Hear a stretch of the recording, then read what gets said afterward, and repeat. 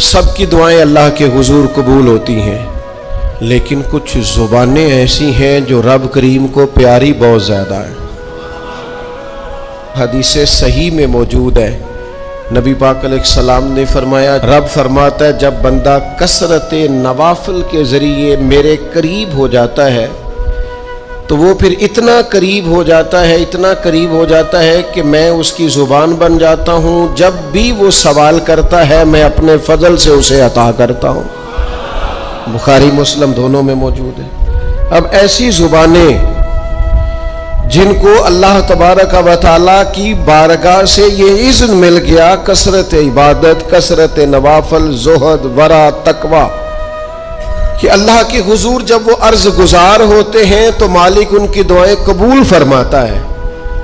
تو اب اگر کسی کو کسی ایسی زبان کی خبر آئی اور اس نے جا کے اس سے دعا کرائی اور اللہ نے اپنے فضل سے اس بندے پر رحمت کر دی اور دعا قبول ہو گئی، تو بتائیے حرج والی بات کیا ہے؟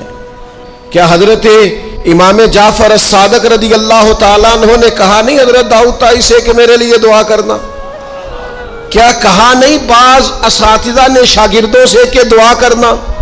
کیا کہا نہیں کہ بعض مشائخ نے مریدوں سے کہ میرے لیے دعا کرنا؟ بھائی کیا بیٹا اپنے باپ کے لیے دعا نہیں کرتا؟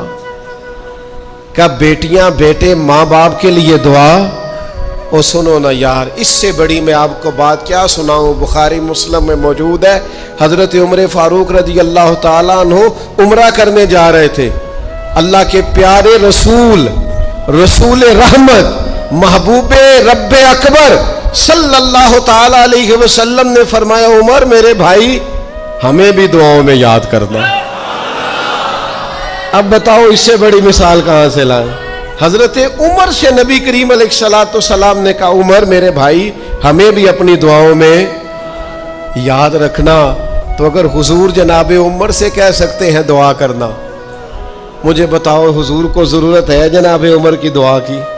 یہ کس لیے کہا؟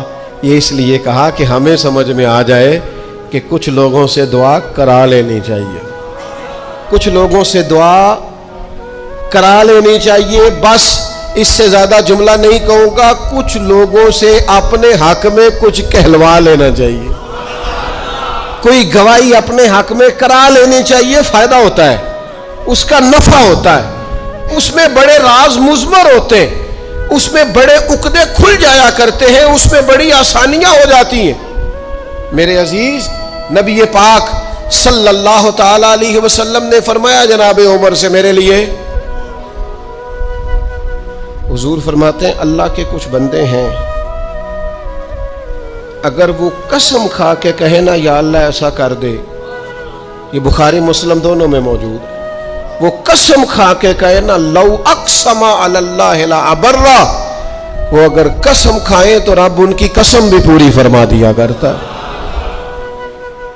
اور میرے بھائی محبت کے لیے دل ڈھونڈ کوئی ٹوٹنے والا، کوئی جگہ ایسی تلاش کر جہاں سے دعا مل جائے، جہاں سے کرم ہو جائے، جہاں سے عطا ہو جائے، جہاں سے اللہ کا فضل ہو جائے۔ اور پھر ہمیں بھی چاہیے ہم دعائیں دیتے رہیں، ماں باپ کو چاہیے اولاد کو دعائیں دیتے رہیں، اساتذہ کو چاہیے شاگردوں کو دعائیں دیتے رہیں، مشائخ کو چاہیے عقیدت مندوں کو دعائیں دیتے رہیں، بہن بھائیوں کو چاہیے ایک دوسرے کو دعائیں۔ چلیں آپ آمین کہیں، اب آپ نے انکار نہیں کہ سارے دعا مانگے، یا اللہ ہمارے بھائیوں کو ہم سے زیادہ عطا فرما، یا اللہ بھائی کو ہم سے، یا اللہ بھتیجوں کو زیادہ عطا فرما، بھانجوں کو زیادہ عطا فرما، اللہ محلے داروں کو زیادہ عطا فرما، پڑوسیوں کو زیادہ عطا فرما۔ یہ مانگو نا دعائیں، اس میں بھلا ہے، اس میں نفع ہے۔ اب جنہوں نے پریشان ہو کے آمین کا ہے وہ خوش ہو جائیں گے۔ نبی پاک علیہ السلام نے فرمایا جو دعا تو کسی کے لیے مانگتا ہے اللہ پہلے تیرے حق میں قبول فرماتا ہے۔ لوگ خوش ہو گئے آپ لوگ۔ او بھائی دعا مانگیں کسی کے لیے، بد دعا نہیں کرنی، کسی کے لیے بھی بد دعا۔ ہمارے ہاں نا ایک بہت بڑا طبقہ جذباتی لوگوں کا ہے۔ ہمارے ایک استاد کہا کرتے تھے جذباتی لوگوں سے دوستیاں نہیں کرنی چاہیے، جذباتی لوگوں سے تعلقات نہیں بنانے چاہیے، اس لیے کہ جس بندے کا اپنے اوپر کنٹرول ہی نہیں، تو وہ کسی کے حق میں کیا کرے گا؟ وہ کہتے تھے جذباتی لوگوں سے بچو. او بھائی ہم بڑے جذباتی ہو جاتے ہیں, ذرا سی شدت آئی نہیں گھر میں لڑائی, اور لڑائی بھی کس سے؟ گھر والی سے. بد دعائیں شروع کر دی, اپنے آپ کو بد دعائیں دے. لڑائی کس سے ہو رہی ہے؟ بہن بھائیوں سے. بد دعائیں شروع کر دی. ماں باپ سے لڑائی ہوئی, بد دعا دے رہے, اور بڑی بڑی تلخ ہو کے, بڑی بڑی سخت ہو کے. او بھئی آپ کیوں ایسے جملے کہتے ہیں, کیوں سخت لفظ بولتے ہیں؟ صحیح مسلم میں حدیث ہے, نبی پاک علیہ السلام نے 3 چیزوں کا نام لے کے فرمایا نہ اپنے آپ کو بد دعا دینا, نہ اپنی اولاد کو بد دعا دینا, نہ اپنے مال کو بد دعا دینا. ایسا نہ ہو کہ جب تم وہ دعا کر رہے ہو تو وقت قبولیت کا ہو. کبھی بھی اپنی اولاد کو, اپنے آپ کو, اپنے اموال کو بد دعا نہ دو. کیوں ایسے جملے بولتے ہو؟ یعنی غصے اور جلال میں بھی جب اپنے بچے کے لیے بات کرو تو پیار والی بات کرو. غصے میں, جلال میں, جذباتیت میں بھی بہن بھائیوں کے لیے, گھر والوں کے لیے, اپنے لیے بات کرو تو محبت والی بولی بولو. کبھی بھی اپنے لفظوں کو سخت نہ کرے. ہمارے ہاں 1 منٹ لگتا ہے, لوگ کہتے ہیں اللہ کرے میں مر جاؤں, اللہ کرے میں تباہ ہو جاؤں, اللہ کرے میں. او بھائی تو ٹھہر جا. اللہ تعالیٰ نے زندگی تجھے اپنے فضل سے عطا فرمائی ہے. تجھے کیا مصیبت بن گئی ہے؟ تو کہاں سے نکلا ہے؟ تو کہاں پہنچ گیا ہے؟ تو کیسے کہتا ہے میں مر جاؤں؟ تو اپنی جان کا مالک ہی نہیں. تو مالک ہوتا تو اپنی مرضی کے خاندان میں پیدا ہوتا, اپنی مرضی کی تاریخ کو پیدا ہوتا, اپنی مرضی کے ملک میں پیدا ہوتا. تو اپنی جان کا مالک ہی نہیں. مالک تو وہ ہے جس نے اپنی مرضی کی جگہ پہ پیدا کیا ہے, اپنی مرضی کا وقت دیا ہے. تو کیسے کہتا ہے میں مر جاؤں؟ نہیں, تو مر سکتا. اپنی مرضی سے مرے گا تو خودکشی حرام ہے, اور رب رسول کے راستے میں مرے گا تو شہادت کی موت نصیب ہوگی, ہمیشہ کی زندگی ملے گی. وَلَا تَقُولُوا لِمَن يُقْتَلُ فِي سَبِيلِ اللَّهِ أَمْوَاتٌ. لہذا جذباتیوں کی بد دعائیں کرنا اور سخت بد دعائیں کرنا. میرے ابا جی بھینس کو بد دعا دینے سے بھی منع کرتے تھے, اور میں کبھی کبھی حیران, جب ہم نے یہ حدیثیں پڑھی نا بعد میں کہنا سیارے ان پڑھ بندے نے کتوں سبق لیا جی. جانور کو, بھینس کو, وہ کسی وقت کو تنگ آتے نا تو کوئی سخت لفظ کہتا تو کہتے نہ بھائی مال نو بد دعا نہیں دئی دی.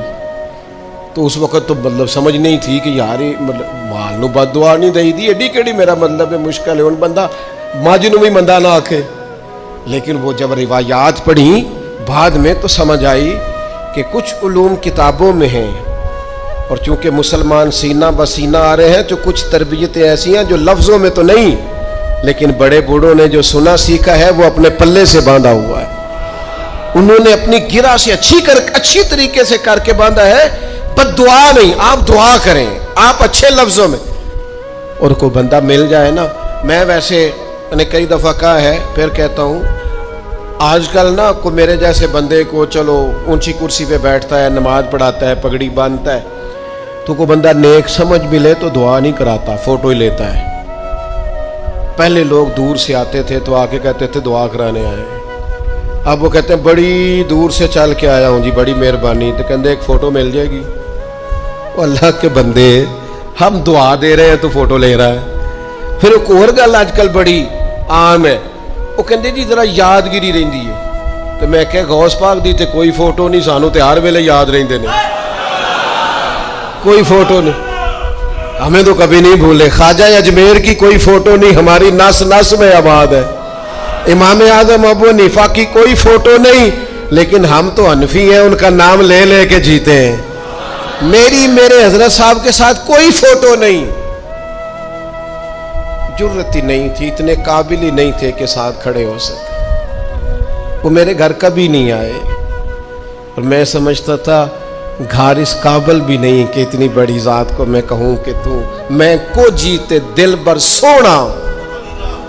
اور کتنا سونا, او سونا تے رج کے سونا, تے سونا جی میں سویرا, میں کو جاتے رج کے کو جاتے کو جا جی میں ہنیرا. کبھی اتنی ضرورت ہی نہیں کی. اتنی طاقت کے ساتھ کھڑے ہو کے کہیں کہ میں تیرے برابر ہوں تو فوٹو بنا, اتنی ضرورت کبھی ہوئی نہیں. کیا کریں, دور بدلا، حالات بدلے، زمانہ بدلا، طور طریقے بدلے. وہ کبھی لوگ مشائخ کے پاس دعائیں لینے جاتے تھے، کہتے تھے ہم آئے ہیں کوئی دعا کر دیں. وقت بدل گیا، 30 سیکنڈ کی ویڈیو رہ گئی. او خدا کے بندو، تھوڑا سا روحانی زندگی کی طرف آؤ، روحانی زندگی کی طرف. او بھائی دعائیں کرائیں، اپنے لیے گواہیاں پکی کریں، اپنی والدہ سے، اپنے والد سے، اپنے دادا سے، اپنے نانا سے، اپنی نانی سے، اپنی دادی سے، اپنے بہن بھائیوں سے، اپنے دوستوں سے، اپنے مرشد سے، اپنے استاد سے دعا کراؤ.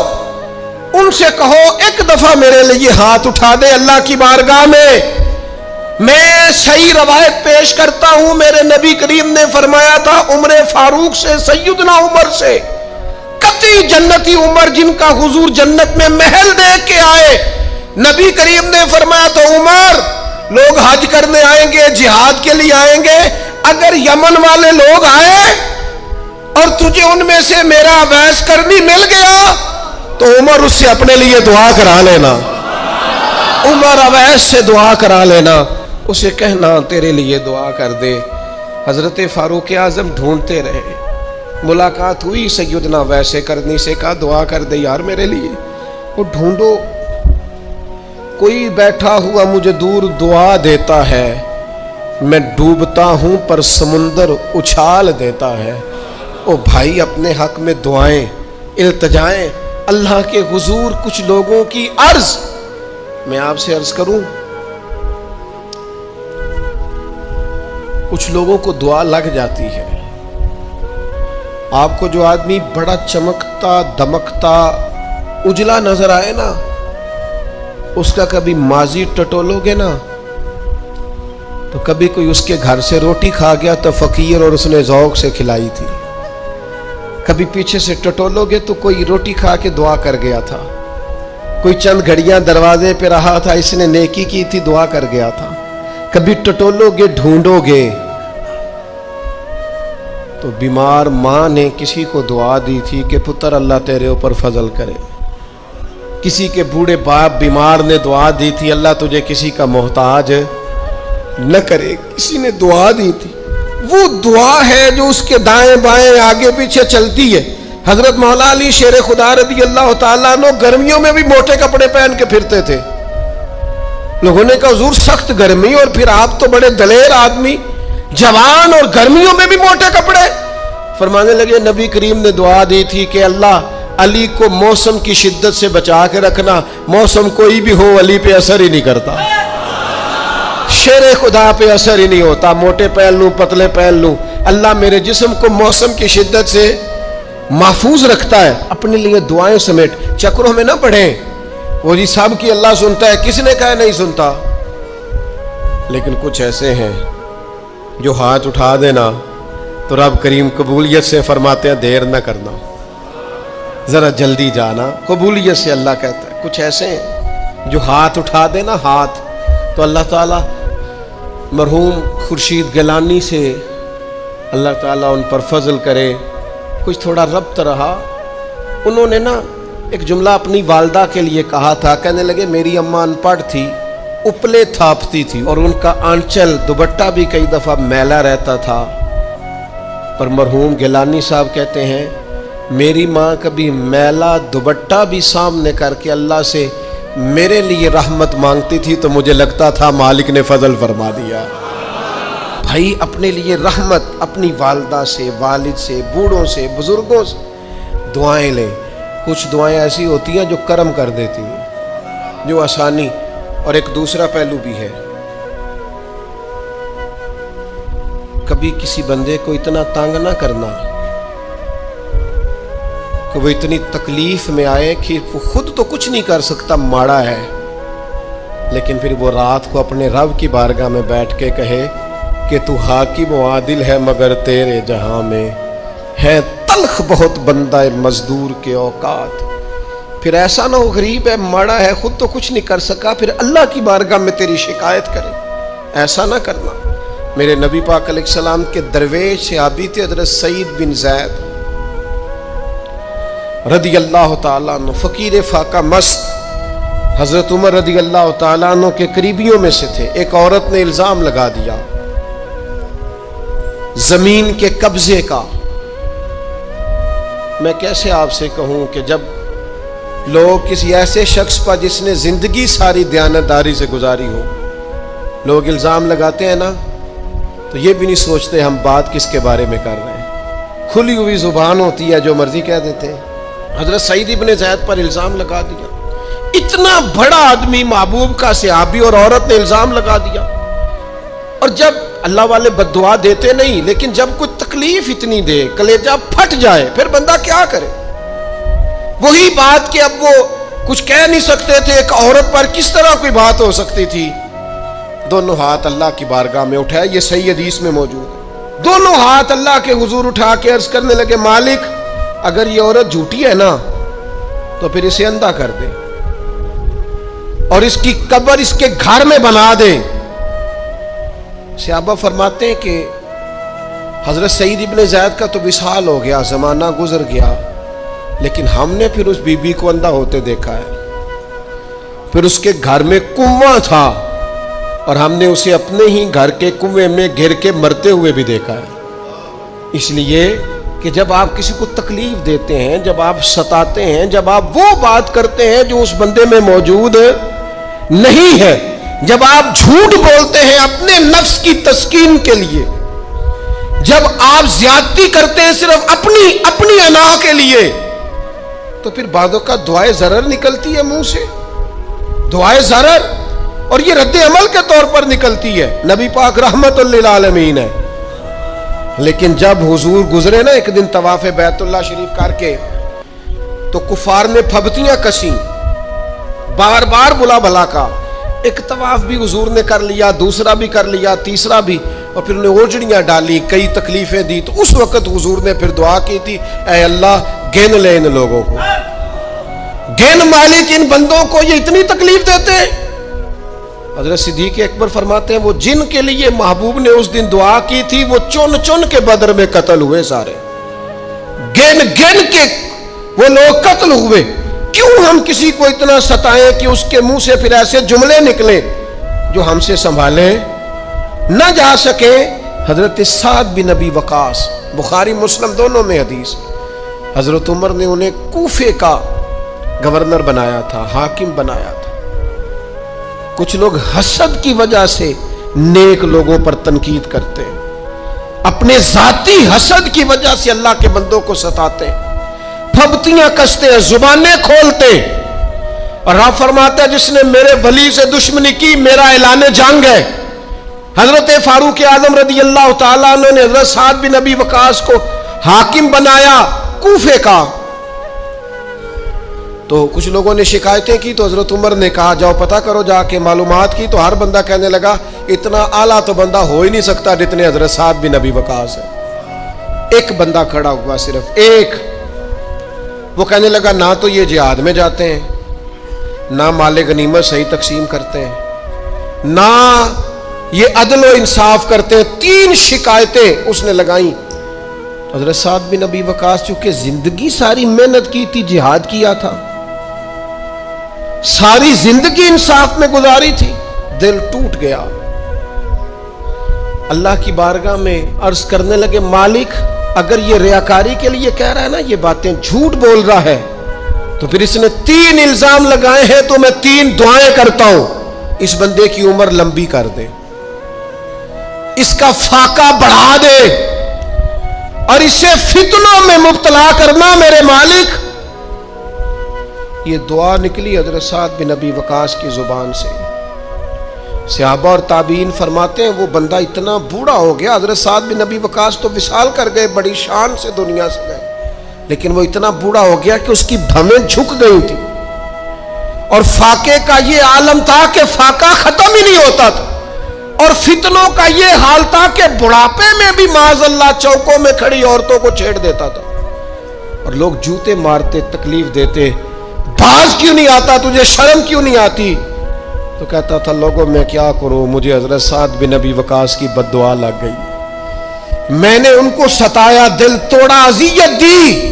کیوں ہم اس طرح کے لفظ کہیں. میں جانتا ہوں اس بوڑھی عورت کو جس کی بیٹی کو کسی نے بڑا ہی ستایا تھا سسرال والوں نے, اور خامد اس کا موجود نہیں تھا، تو وہ اپنے وہاں سے نکلتے ہوئے نا واپس گھر سے، تو وہ دروازے پہ کھڑی ہو کے کہہ رہی تھی حضرت صاحب میں گزر رہا تھا، حضرت صاحب گل سننا، بچیوں کا باپ کوئی نہیں، ایک بھائی ہے بیچارہ کدھر کدھر جائے، ہر چوتھے دن میں یہاں آ کے منتیں کر کے دوپٹے پھینک کے بچی چھوڑ کے جاتی ہوں، آج میں نے اپنا مقدمہ رب کی بارگاہ میں پیش کر دیا،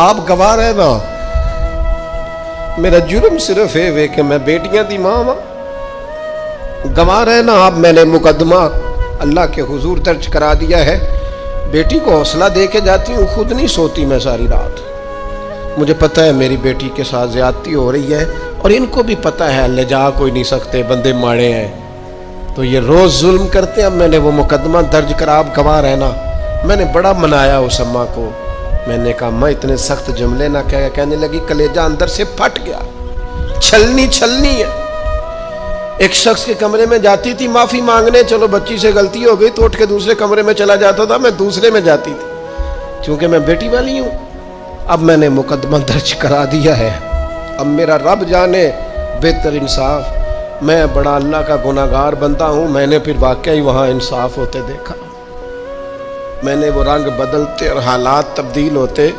دیکھے، یہ یاد رکھنا زندگی خود بھی گناہوں کی سزا دیتی ہے، یہاں بھی زندگی خود بھی گناہوں کی سزا دیتی، یاد رکھنا، ذرا احتیاط سے منہ کھولنا کسی کے بارے میں، اللہ کے بندوں کے بارے میں اپنی زبانیں ذرا احتیاط سے کھولنا، ذرا خیال کرنا، کسی غریب کے بارے میں جملے سوچ کر بولنا، کسی کمزور کا مذاق اڑانا تو معاذ اللہ ذرا ہوش کرنا، اللہ سے ڈر کے بات کرنا، اس لیے کہ بڑی جلدی انصاف کا وقت آنے والا، بڑی جلدی حالات بدلنے والے ہیں، تلک الایام نداولها بین الناس، اللہ لوگوں کے درمیان دن بدل دیا کرتا ہے، پھر لوگوں کو جگہ نہیں ملتی چھپنے کی، روک چھپانے کی، دو ہی باتیں آج آپ کے سامنے رکھی ہیں، ایک تو نیکوں سے دعا لے لو، اللہ والوں سے دعا لے لو، ماں باپ سے دعا لے لو، بزرگوں سے دعائیں،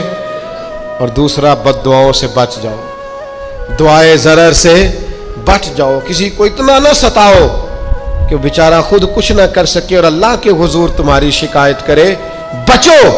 وہ میں نے بہت پرانا ایک جملہ کہا تھا، پھر کہتا ہوں، غریبوں کی بد دعائیں دن میں نہیں ستاتی، غریبوں کی بد دعائیں رات کو ستاتی ہیں، جب اے سی پورا لگا ہو، گھر پورا بہترین بنا ہو اور نیند نہ آئے، اور اپنے ہی گھر سے خوف آئے، اور اپنے ہی مقام سے بندہ بے چین ہو کے اٹھے، اور کبھی چھت پہ اور کبھی نیچے، اور پتہ نہیں مجھے کیا ہے اور پتہ نہیں مجھے کیا ہے، تو پھر وہ استغفار کرے، پھر وہ جس کو ستایا اس سے معافی مانگے، پھر جس کا دل توڑا ہے اس سے جا کے اللہ کی رضا کے لیے معافی مانگ کے آئے، اس لیے کہ کچھ سکون ایسے ہیں جو صرف معافیوں سے ملتے ہیں۔